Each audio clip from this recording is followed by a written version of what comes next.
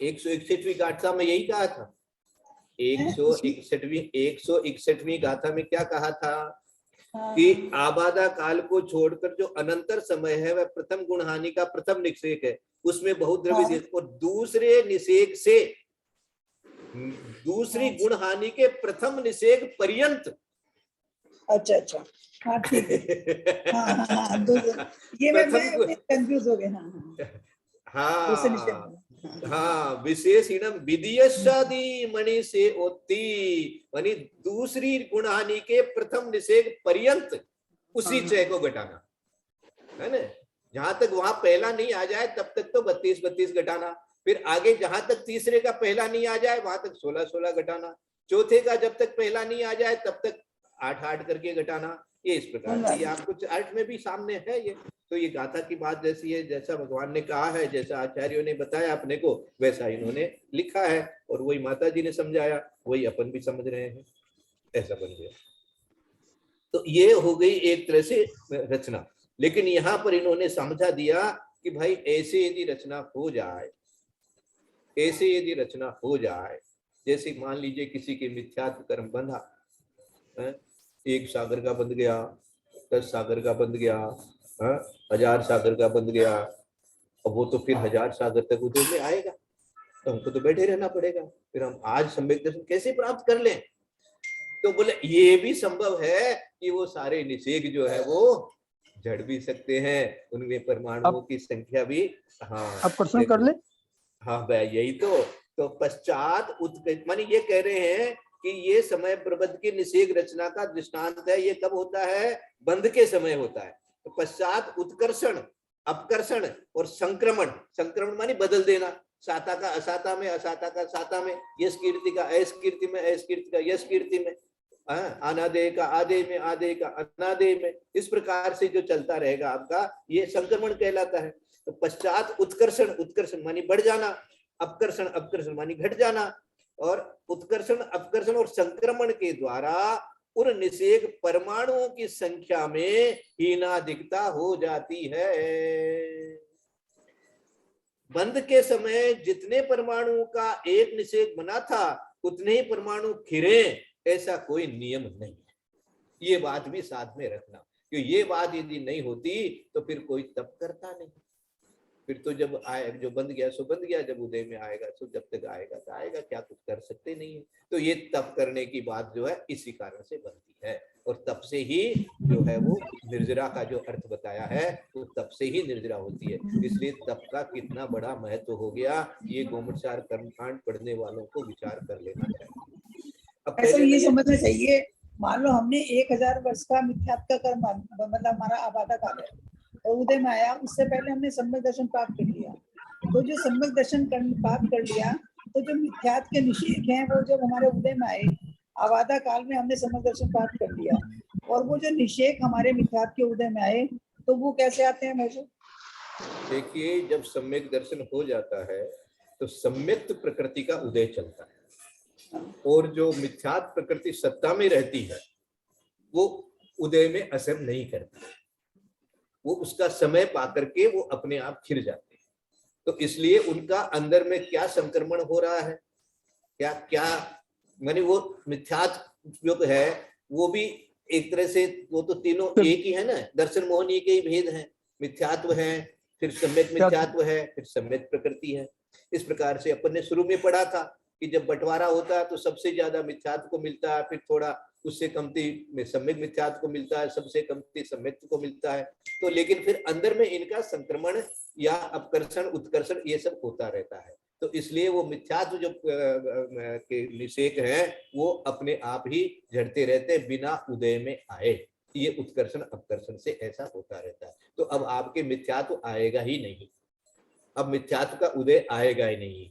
जब तक आपके सम्यक प्रकृति का उदय रहेगा तब तक आपके मिथ्यात्व प्रकृति का उदय नहीं आएगा। जब आपका सम्यक प्रकृति का उदय खत्म हो गया, मान लीजिए वापस आप मिथ्या दृष्टि हो गए, तो मिथ्यात्व प्रकृति का फिर उदय आने लग जाएगा, क्योंकि सत्ता में तो थे वो निषेक, वो सत्ता में निषेक थे, इसलिए फिर वो उदय में आने लगेंगे, अर्थात आपका मिथ्यात्व रूप से भाव होने लगेगा। ये उदय में आने का क्या अर्थ होता है? आपके जो आत्मा के गुण हैं उनको घात करते हैं, इसलिए भाव जो है वो ऐसे भाव हो जाते हैं कि वो अन्य देवताओं को मानने लग जाते हैं, या जो है वो शरीर को ही आत्मा मानने लग जाता है। इस प्रकार का भाव मिथ्यात्व के कारण से उसका होने लग जाता है। तो गलत उपदेश मिल गया, कोई गलत स्थिति बन गई है, ऐसी पर्याय में चले गए जहां पर मिथ्यात्व का उदय होना ही होना है। तिरंश में चले गए, 2 इंद्रिय 3 इंद्रिय 4 इंद्रिय हो गए, तो वहां तो मिथ्यात्व का उदय होना ही होना पड़ेगा, वहां तो समय तो है नहीं। इस प्रकार से ये चलता है। और अगर भाई साहब उसी अबाधा काल में क्षयिक सम्यक दर्शन हो गए तो मान लो चौथा काल है, केवली केवली के पाद कमलों में हो गया, और हाँ। उसी अबाधा काल में मतलब जो अबाधा काल पड़ा हुआ था मिथ्यात्व का, और उसी में अगर क्षयिक सम्यक दर्शन हो गया तो क्षय हो जाएगा नहीं, उसका क्षय हो कितना जाएगा। आबादा काल है, कितना आबादा काल है, कितना आबादा काल है, बताओ मेरे को। मतलब फॉर एग्जाम्पल अंतर्मुहूर्त तो है। बहुत बढ़िया, बहुत बढ़िया, चला लो। यही पूछ रहा था। 157वीं गाथा आपको अब मिलेगी, बिना दीदी भेजेगी। 157 की गाथा में सबसे पहले लिखा है कि अंतः कोड़ा कोड़ी सागर स्थिति की उदय आबादा अंतर मुहूर्त मात्र है। तो नहीं पता है। तो अंतर मुहूर्त के बाद में उदय आएगा। अंतर कोड़ा कोड़ी तो आपके हो ही गया, तो अंतर मुहूर्त के बाद में उदय आएगा। उदय आने से पहले आपने उसको सम्यक में परिणत कर दिया, तो उदय में नहीं आएगा। काम आपका ठीक पूरा है, हो ठीक है। गया, भाई साहब बहुत बहुत अच्छा समझ में आ गया, बहुत अच्छा। कोई उसमें बरस नहीं लगेंगे आपको। जिसका अंत्य कोड़ा कोड़ी मिथ्यात्व रह गया, उसको अब बरस नहीं लगने वाले हैं। अच्छा, अब ये चय निकालने की विधि भी मैं एक बार पढ़ देता हूँ। आज का समय अपना करीब करीब हो जाएगा, ताकि ये चार्ट फिर सामने रखेंगे। फिर कल इसको ये अन्योन्य बंशराशि वगैरह ये सारा और जो विषय बताया गया है, इसको अपन कल एक बार और समझेंगे। आज मैं ये चय निकालने की विधि इसमें से पहले पढ़ देता हूँ। उमा दीदी एक जुड़ रही थी, उमा दीदी नाम था ना, क्या नाम था पता नहीं, तो वो पूछ रही थी, उनको ग्रंथ मिल गया। हाँ, आपको ग्रंथ मिल गया दीदी, गाथा मिल गई? नहीं मिला भाई, वो मेरे पास दूसरा ग्रंथ है, आप इसका पीडीएफ भेज सकते हैं क्या प्लीज? हाँ, पीडीएफ तो जरूर भेजेंगे, लेकिन दूसरा ग्रंथ मानी क्या, गोमटसार कर्मकांड नहीं है क्या? है तो सही, पर वो जो आप पढ़ा रहे हैं वो नहीं आ रहा।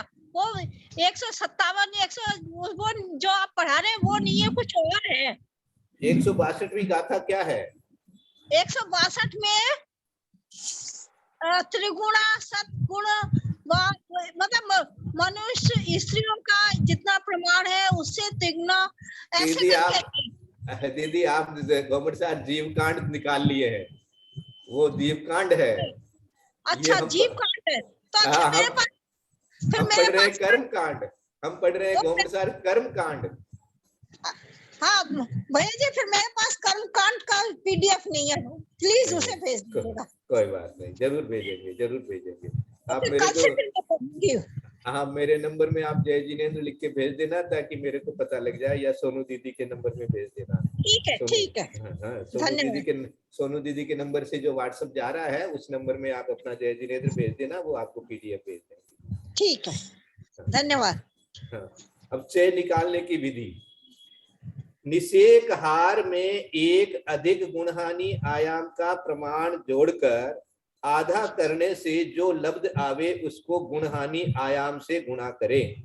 इस प्रकार गुणा करने से जो गुणनफल होता है उसका भाग विवक्षित गुणहानि के द्रव्य में देने से विवक्षित गुणहानि के चय का प्रमाण प्राप्त होता है। जैसे निषेक हार 16 में एक अधिक गुणहानि आयाम 9 जोड़ने से, हाँ 9 जोड़ने से 25 हुए। 16 और 9 25, 25 के आधे 12.5, 12.5 को गुणहानि आयाम 8 से गुणा करने से 100 होते हैं। इस 100 का भाग विवक्षित प्रथम गुणहानि के द्रव्य 3200 में देने से प्रथम गुणहानि संबंधी चय का प्रमाण प्राप्त होता है। इसी प्रकार द्वितीय गुणहानि संबंधी चय का प्रमाण 100